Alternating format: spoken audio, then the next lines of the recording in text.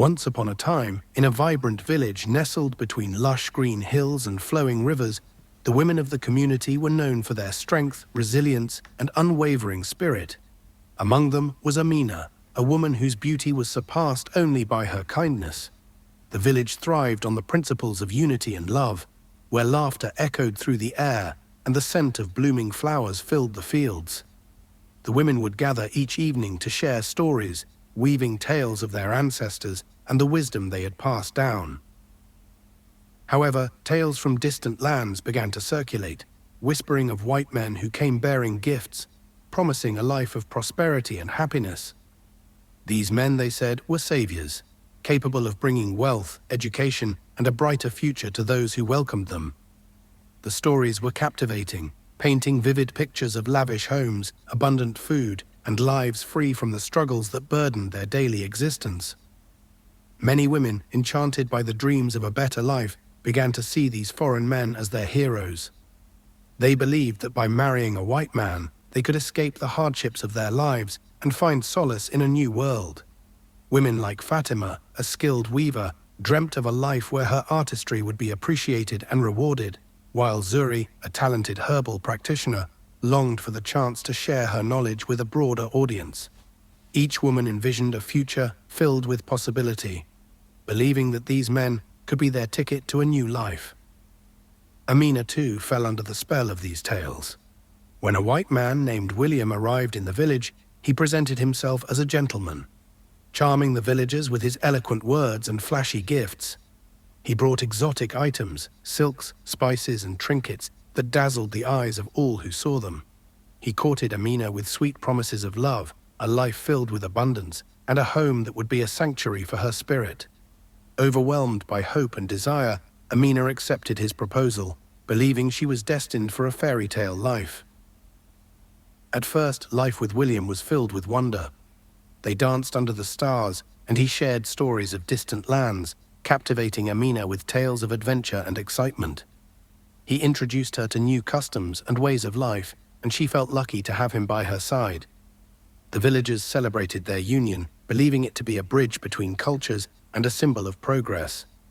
But as time went on, the cracks in the facade began to show. The gentle man she had fallen in love with revealed a darker side, one filled with anger and jealousy. Amina found herself on the receiving end of his frustrations, feeling the weight of his discontent as it turned into emotional and physical pain. The once warm evenings now felt cold and heavy, as the laughter that filled their home was replaced by silence and fear. William began to impose his will on Amina, dictating how she should dress, speak, and even think. He would often belittle her in front of others, calling her naive and foolish for clinging to her traditions. "You need to learn how to be a proper wife," he would say, his voice dripping with condescension. Amina's heart ached each time as the warmth of his earlier affection faded, replaced by a chilling sense of control. On days when he returned home in a foul mood, Amina would tread carefully, trying to avoid provoking him. She learned to anticipate his moods, often feeling as if she were walking on eggshells in her own home. The slightest misstep, burning a meal or forgetting to mend a piece of clothing, could ignite his fury. One evening, after a minor disagreement over household chores, William's temper flared. He raised his hand against her, striking her not just in body but in spirit. Amina, once vibrant and full of laughter, felt the light in her dim. William's anger often manifested in more than just words. He would shove furniture, throw objects, and sometimes even break things that held sentimental value to Amina, like her mother's woven basket. Each act of aggression chipped away at her spirit, leaving her feeling more isolated and powerless. The dreams she had held onto so tightly began to crumble, transforming into nightmares. The warmth of his embrace turned cold, and the promises of safety and love felt like chains binding her to a life of suffering. As the days turned into months, Amina realized that the stories of saviors were just that, stories. The white man she had seen as a beacon of hope was as human as any other, capable of both kindness and cruelty. The pain he caused her was a stark reminder that love should never hurt, and that the allure of a savior could sometimes lead to the darkest of places. She witnessed how other women too suffered in silence, their dreams of liberation turning into tales of sorrow. Determined to reclaim her strength, Amina sought the support of her fellow women in the village. She reached out to Fatima and Zuri, who had also felt the sting of broken promises. Together they shared their stories, discovering that they were not alone in their experiences. Fatima spoke of her husband, who had promised her a life of artistry, but instead confined her to the home, stifling her creativity. Zuri revealed how her partner dismissed her healing practices, claiming they were mere superstition, leaving her feeling powerless. Through their unity, they found the courage to confront their pain and heal together. They began to teach each other about self-worth, resilience, and the importance of love that uplifts rather than diminishes. They held gatherings where they shared their experiences and supported one another in reclaiming their identities and dreams. The village began to buzz with renewed energy as the women embraced their collective strength, inspiring others to join their cause. As they worked together, Amina learned to forgive, not for William, but for herself. She embraced the lessons of her journey, knowing that true strength lies in standing up for oneself and supporting one another. The village women, once captivated by the idea of white saviors, now recognized the power that lived within them. They became the architects of their own destinies, forging paths of love, respect, and healing. Word of Amina and her friends spread throughout the region, and soon women from neighboring villages came to hear their tales. They formed a coalition, sharing skills, resources, and knowledge, empowering one another to break free from the chains of oppression. The gatherings transformed into celebrations of womanhood, where they honored their history and the wisdom they had passed down. And so the folklore of Amina and the other women spread far and wide, reminding generations that while the allure of a savior may be enticing, the true source of strength and love resides within the heart of every woman.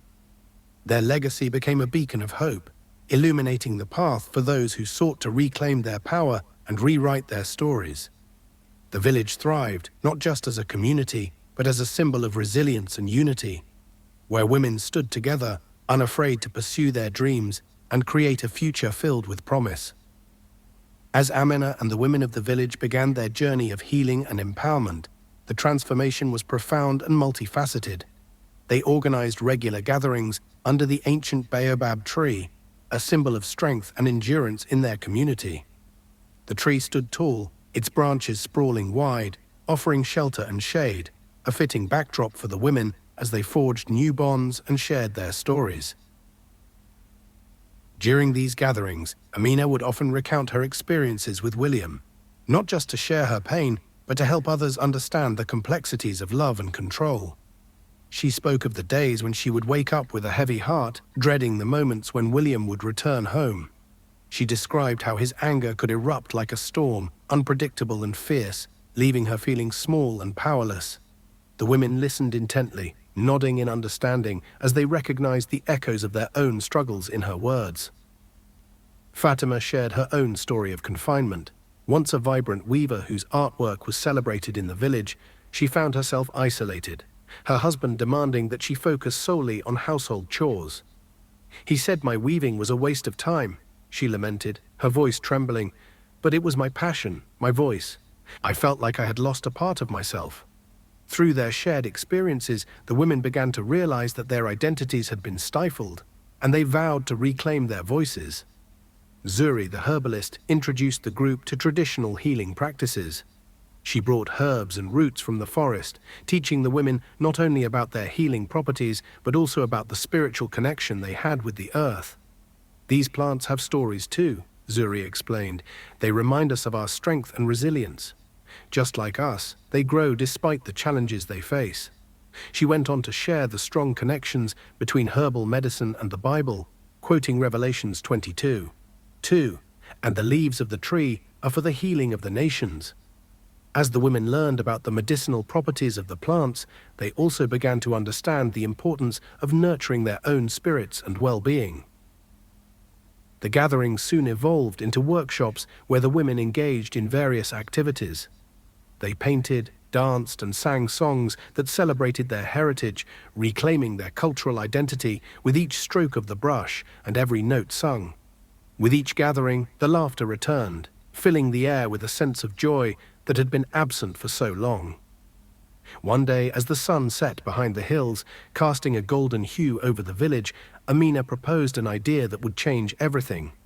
"Let us create a festival to honor our strength," she said, her eyes sparkling with determination. "A festival where we invite the entire village to celebrate womanhood, resilience, and unity. We can showcase our crafts, our stories, and our healing practices." The women erupted in applause, excitement coursing through them as they began to plan the event. In the weeks leading up to the festival, they worked tirelessly. Fatima began weaving intricate tapestries that depicted their stories, while Zuri prepared herbal remedies and crafted healing potions for those in need. Amina gathered the women to rehearse dances and songs that spoke of their journey, blending their traditional rhythms with new melodies inspired by their experiences. Finally, the day of the festival arrived. The village was adorned with colorful fabrics, flowers, and handmade decorations. The air was thick with the aromas of traditional dishes being prepared, and laughter echoed in every corner. Villagers from far and wide came to partake in the celebration, curious to witness the newfound strength of the women. As the festival commenced, Amina stood before the crowd, her heart pounding with a mix of excitement and nervousness. She began to speak, her voice steady and clear. "Today we celebrate not just our achievements, but the journey we have undertaken together. We have faced pain, but we have also found strength in each other. We are not defined by our struggles, but by how we rise from them."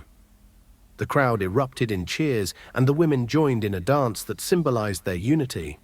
They moved together, their bodies swaying in harmony, each step a testament to their newfound power. The festival became a tapestry of stories, a mosaic of voices that echoed the resilience of every woman present. As the sun dipped below the horizon, casting a warm glow on the village, Amina felt a profound sense of belonging. The fear that once gripped her heart began to dissipate, replaced by a vibrant sense of hope and purpose. The festival was not just a celebration, it was a declaration of their strength and a promise to continue uplifting one another. In the days that followed, the impact of the festival rippled through the village. More women began to join the gatherings, inspired by the courage displayed by Amina and her friends. They formed support networks, helping each other navigate the challenges of their lives and reclaim their identities. The village, once divided by the allure of foreign saviors, began to heal, united by a shared commitment to uplift one another. As for William, he witnessed the transformation of Amina and the other women. His attempts to regain control were met with resistance. Amina, having found her voice, no longer accepted his behavior in silence. She stood firm, confronting him about his actions and demanding respect and equality in their partnership.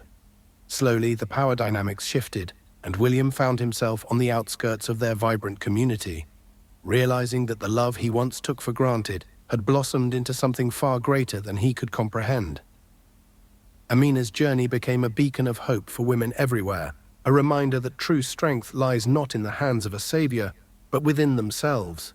The folklore of Amina and her friends spread far and wide, inspiring generations to come. Their legacy was one of resilience, unity, and the unwavering belief that every woman has the power to shape her own destiny. And so the village thrived, not just as a community, but as a symbol of resilience and unity, where women stood together, unafraid to pursue their dreams and create a future filled with promise. The legacy of Amina and her friends became a beacon for generations, reminding all who heard their tale that the true essence of strength resides within each of us, waiting to be awakened.